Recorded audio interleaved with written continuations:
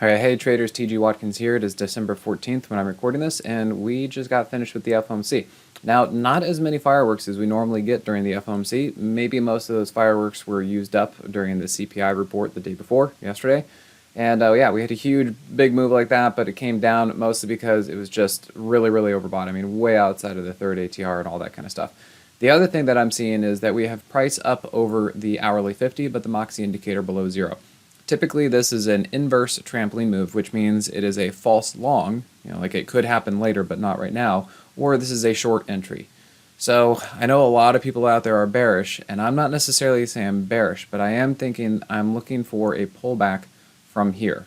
I don't know if it's going to go exactly there or if it's going to be really bad or whatever, something like that, but it just feels as though all the good news is out here. We've been up for 2 months. I do think it's good that we have been trading sideways for a while. I think it's showing strength, but I'm not sure if we can just kind of keep going up from there without maybe just a little bit of a dip before going up. So that's mostly what I'm looking for, but things do look like they are getting better underneath the surface. If you look actually at the breadth indicators, we have more stocks over their 200-day SMA than we did in August. And remember where the market was in August. So the internals are actually showing better here.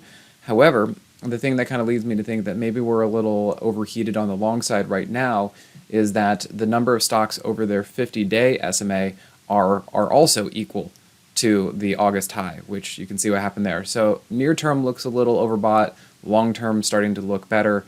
But I think we need to kind of let the market shake out and still find the right opportunities to get in.